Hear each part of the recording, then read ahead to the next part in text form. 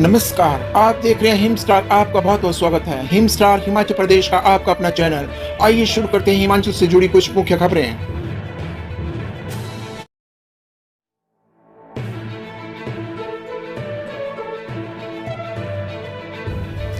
CM Sukhu बोले, शिक्षकों की अस्थायी भर्ती नहीं होगी, लोक सेवा आयोग से भरे जाएंगे खाली पद।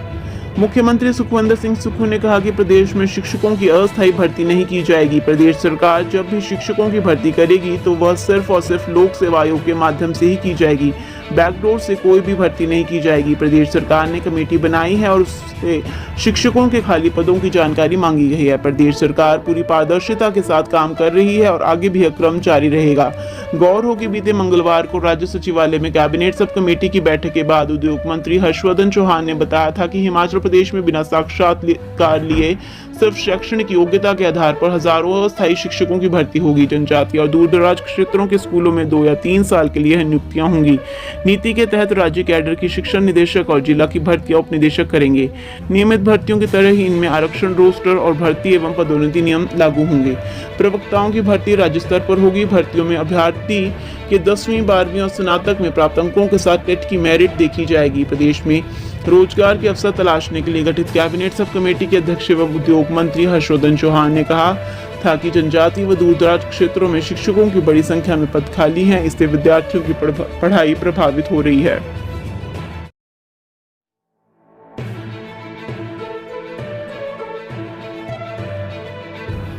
दुर्गम दूरदराज के क्षेत्रों में अस्थायी जेबीटी, टीजीटी और शास्त्रीय शिक्षक भर्ती करने का प्रस्ताव।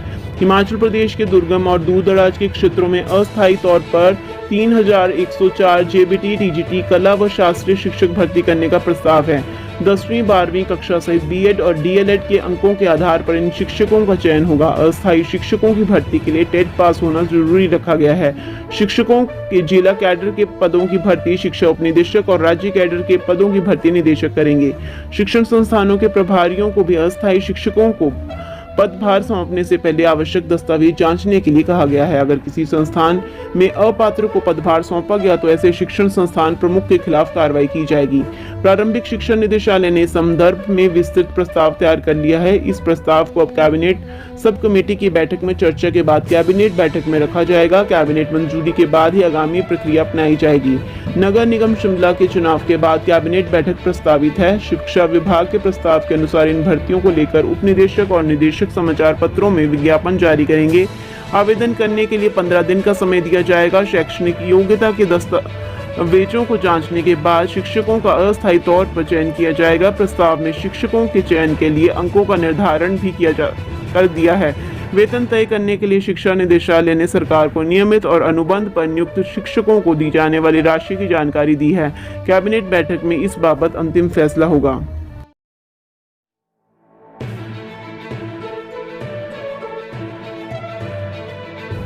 आउटसोर्स पर कर्मियों को भर्ती करने वाली कंपनियों के खिलाफ विजिलेंस की जांच शुरू। राज्य सतर्कता एवं भ्रष्टाचार रोधी ब्यूरो ने सरकारी विभागों, निगमों और बोर्डों में आउटसोर्स पर कर्मचारियों को रखने वाली कंपनियों के खिलाफ प्रारंभिक जांच शुरू कर दी है।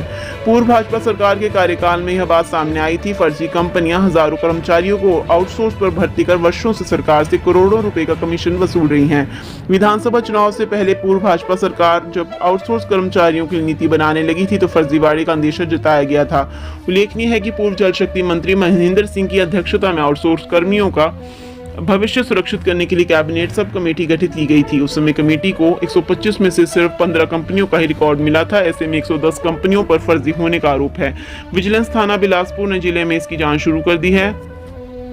गौर हो कि प्रदेश में सरकारी विभागों, निगमों, बोर्डों और विश्वविद्यालयों में 27,633 आउटसोर्स कर्मचारी पिछले कई वर्षों से सेवाएं दे रहे हैं। उस समय भाजपा सरकार को शक हुआ कि फर्जी कंपनियां बिना सांठगांठ के नहीं पनप सकती। आउटसोर्स कर्मचारियों को हर माह ऑनलाइन वेतन भुगतान की व्यवस्था की गई है। सभी विभागों से पहले संबंधित कंपनियों के खाते में राशि डाल दी जाती है। इसके बाद कंपनी अपना कमीशन निकालकर आउटसोर्स कर्मचारियों को वेतन का भुगतान करती हैं।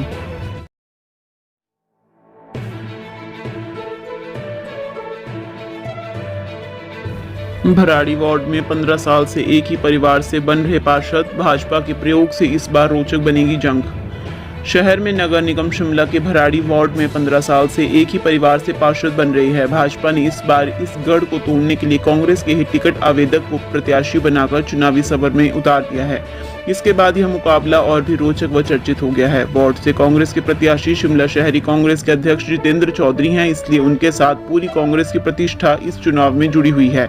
इस प्रतिष्ठा की जंग को और गहरी बनाने के लिए वीरवार को मुख्यमंत्री सुखविंदर सिंह सुक्खू उनके प्रचार के पहले दिन भराड़ी पहुंचेंगे। पूर्व केंद्रीय मंत्री आनंद शर्मा का वार्ड होने के कारण पहले से ही वार्ड वीआईपी रहा है। वहीं भाजपा ने बड़ा प्रयोग करते हुए कांग्रेस की प्रत्याशी टिकट की आवेदक को ही यहां से प्रत्याशी बनाकर मास्टर कार्ड खेला है। भाजपा की ओर से चुनावी समर में उतारी गई महिला प्रत्याशी मीना चौहान पिछली बार यहां से निर्दलीय चुनाव लड़ते हुए 20 वोट से चुनाव हार गई थी, इसलिए भाजपा ने यह कार्ड खेला है।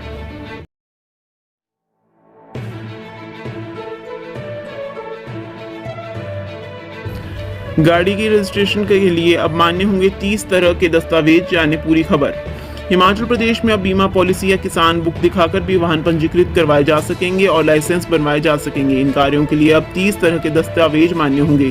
केंद्रीय सड़क परिवहन एवं उच्च मार्ग मंत्रालय ने 1 दर्जन और दस्तावेजों को इस काम के लिए तय किया है। इस संबंध में सभी प्रदेशों के मुख्य सचिवों को पत्र भेजे हैं।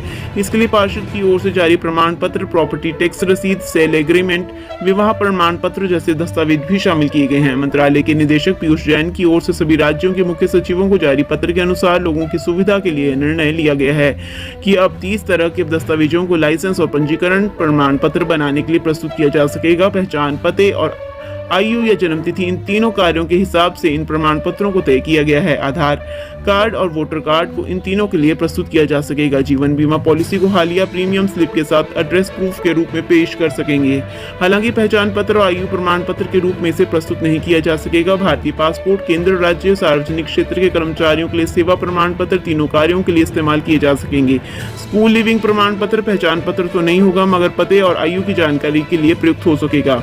जन्म प्रमाण पत्र आयु के लिए प्रमाण होगा।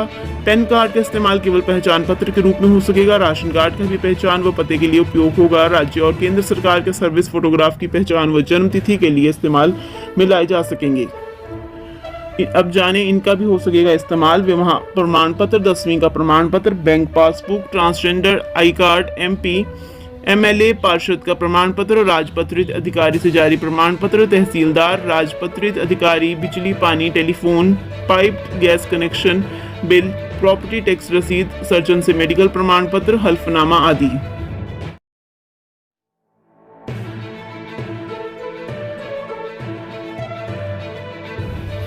मनाली से रोहतांग तक नहीं चलेंगे 1000 से ज्यादा वाहन, NGT ने खारिज किया आवेदन। मनाली से रोहतांग तक 1000 से अधिक वाहन नहीं चल सकेंगे। नेशनल ग्रीन ट्रिब्यूनल ने हिमाचल टैक्सी यूनियन के आवेदन को खारिज कर दिया है। यूनियन ने मनाली से रोहतांग के लिए 5000 वाहन चलाने की अनुमति मांगी थी। वर्ष 2017 में पारित आदेशों को संशोधित करने के लिए यूनियन ने आवेदन किया था। ट्रिब्यूनल के समक्ष आवेदन के माध्यम से दलील दी गई थी कि गुलाबा, मड़ी और रोहतांग दर्रे पर अधिक पार्किंग स्थल की उपलब्धता है। पर्यटन गतिविधियों में वृद्धि के कारण ट्रिब्यूनल की ओर से स्वीकृत किए गए वाहनों की संख्या पर्याप्त है, जिससे अब मनाली और रोहतांग के बीच प्रतिदिन 5000 वाहन करने की आवश्यकता है। ट्रिब्यूनल ने यूनियन के इस आवेदन को खारिज करते हुए अपने निर्णय में कहा कि ग्लेशियर, जलवायु परिवर्तन और पर्यावरण पर प्रतिकूल प्रभाव के कारण वाहनों की आवाजाही को बढ़ाया नहीं जा सकता। हवा की गुणवत्ता को बेहतर होना वाहनों के आंकड़ों को बढ़ाने के लिए कोई आधार नहीं है। ट्रिब्यूनल ने कहा कि पर्याप्त पार्किंग स्थल की उपलब्धता होना उस स्थिति को बदल नहीं सकता जिसके लिए वाहनों की आवाजाही कम करने के आदेश दिए गए थे। वर्ष 2010 में हाईकोर्ट ने लिया था संज्ञान। NGT के गठन के बाद ट्रिब्यूनल ने पारित किए थे आदेश।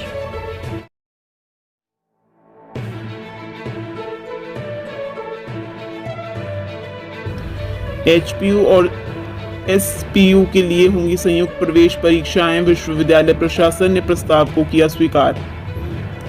हिमाचल प्रदेश विश्वविद्यालय शिमला व सरदार पटेल विश्वविद्यालय मंडी में स्नातकोत्तर कक्षाओं के लिए संयुक्त प्रवेश परीक्षाएं होंगी। विश्वविद्यालय प्रशासन ने पिछले साल सचिवालय में हुई बैठक के बाद जारी पत्र के आधार पर इस बार भी SPU के प्रस्ताव को स्वीकार किया है। विश्वविद्यालय में होने वाली प्रवेश परीक्षा के लिए ऑनलाइन आवेदन करने की तिथि जारी कर दी है। विद्यार्थी 12 मई तक ऑनलाइन आवेदन कर सकते हैं। सरदार पटेल विश्वविद्यालय ने इस बार स्नातकोत्तर कक्षाओं में प्रवेश के लिए हिमाचल प्रदेश विश्वविद्यालय से कॉमन प्रवेश परीक्षा करवाने का आग्रह किया था। इसके लिए SPU के कुल सचिव ने HPU के कुल सचिव को पत्र लिखा था। इसमें कहा गया था कि एचपीयू में अभी स्टाफ की कमी है, इसलिए इस सत्र के लिए भी एचपीयू में जो प्रवेश परीक्षाएं करवाई जाए उसे कॉमन करवाया जाए। इसकी जानकारी एचपीयू की ओर से जारी विज्ञापन में भी दी जाए। एचपीयू प्रशासन ने गत वर्ष भी एचपीयू को पहला साल होने के कारण यह सुविधा दी थी। एचपीयू ने प्रवेश परीक्षाओं का शेड्यूल जारी कर दिया है। एचपीयू को दोनों विश्वविद्यालय के लिए कॉमन प्रवेश परीक्षा करवाने के लिए अलग से विज्ञापन जारी करना पड़ सकता है। तिथि बढ़ाने व प्रवेश परीक्षा कॉमन करवाने पर एचपीयू प्रशासन 2 दिन बाद निर्णय लेगा। विश्वविद्यालय के मुख्य परीक्षा अधिकारी JS नेगी ने कहा कि आदेश के मुताबिक तैयारी शुरू कर दी है।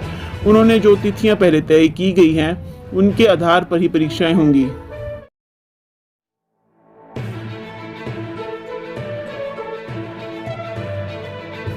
इस वीक नहीं, मई में जारी हो सकते हैं हिमाचल प्रदेश बोर्ड 12वीं के नतीजे, जाने अपडेट। हिमाचल प्रदेश बोर्ड की ओर से 12वीं रिजल्ट डेट का इंतजार कर रहे छात्र छात्राओं के लिए अहम सूचना है। संभावना है कि बोर्ड जल्द ही 12वीं टर्म 2 के नतीजों का ऐलान करेगा। Himachal Pradesh board school of education board ने अभी तक रिजल्ट डेट के संबंध में कोई आधिकारिक डेट की कोई घोषणा नहीं की है, लेकिन मीडिया रिपोर्ट्स में यह बात कही जा रही है कि नतीजे इस सप्ताह जारी नहीं किए जाएंगे। संभव है कि हिमाचल प्रदेश बोर्ड 12वीं के परिणामों का ऐलान अगले महीने करे। स्टूडेंट्स यह भी ध्यान रखें कि मई में नतीजे कब घोषित होंगे इसलिए इसकी भी फिलहाल जानकारी नहीं है। इसलिए जरूरी है कि student Himachal Pradesh board of secondary education की आधिकारिक वेबसाइट hpbose.org पर विजिट कर सकते हैं। हिमाचल प्रदेश बोर्ड की ओर से परिणाम घोषित होने के बाद 12वीं का स्कोर कार्ड तीनों स्ट्रीम विज्ञान, कला और वाणिज्य के लिए ऑफिशियल वेबसाइट पर उपलब्ध कराया जाएगा। छात्रों को अंकों की जांच करने के लिए स्टूडेंट्स को अपना HPBOSE 12वीं हॉल टिकट नंबर, जन्मतिथि और अन्य विवरण दर्ज करने की आवश्यकता होगी। इसके बाद रिजल्ट उनकी स्क्रीन पर प्रदर्शित हो जाएगा।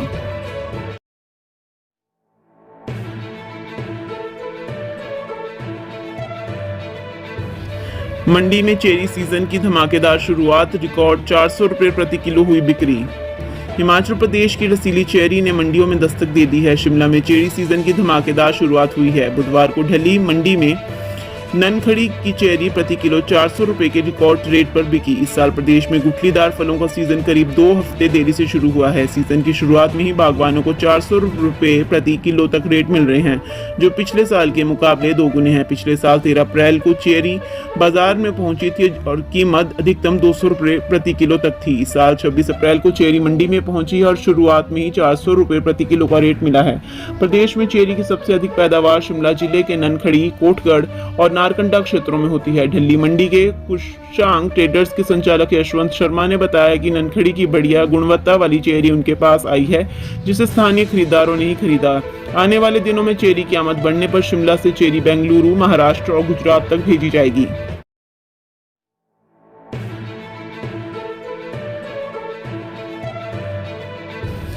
येलो अलर्ट के बीच शिमला में झमाझम बारिश, दिन में छा गया अंधेरा, चोटियों में बर्फबारी। हिमाचल प्रदेश में येलो अलर्ट के बीच राजधानी शिमला में झमाझम बारिश हो रही है। शिमला में दिन में ही अंधेरा छा गया है। कुल्लू में भी बारिश हो रही है। लाहौल, पांगी, भरमौर की ऊंची चोटियों में बर्फबारी का दौर जारी है। कुल्लू में घियागी और सोझा के बीच भूस्खलन होने से नेशनल हाईवे 305 अवरुद्ध हो गया है। चंबा जिले में भरमौर पठानकोट हाईवे समेत आधा दर्जन मार्गों पर वाहनों की रफ्तार थम गई है। वीरवार सुबह चुराव विधानसभा क्षेत्र के झज्जा कोठी में पहाड़ी दरक गई। सड़क किनारे खड़ी 108 एम्बुलेंस मलबे की चपेट में आने से सड़क पर ही पलट गई।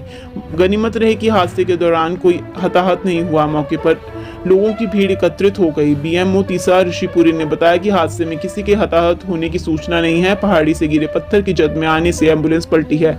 मौसम के लगातार खराब रहने से गर्मी के मौसम में ठंड का प्रकोप जारी है। ऊपरी इलाकों के लोगों ने फिर से कोट, स्वेटर और जैकेट निकाल दिए हैं। ताजा बर्फबारी के बाद मनाली, लाहौल और जलोड़ी दर्रा में बड़ी मात्रा में सैलानी पहुंच रहे हैं। मंडी में बारिश व ओलावृष्टि से फसलों को नुकसान हुआ है, इससे किसान परेशान हैं। मौसम विज्ञान केंद्र शिमला ने आज भी प्रदेश के कई क्षेत्रों में बारिश और ओलावृष्टि की चेतावनी जारी की है। 30 अप्रैल तक प्रदेश में मौसम खराब बना रहने का पूर्वानुमान है। केलांग में न्यूनतम तापमान 1.5, कुकुमसेरी में 2, कल्पा में 3.8, नारकंडा में 5, मनाली में 7, धर्मशाला में 8.2, शिमला में 11 और नाहन में 17 डिग्री सेल्सियस रिकॉर्ड हुआ। हिमाचल की हर खबर पाने के लिए हिम स्टार से जुड़ें।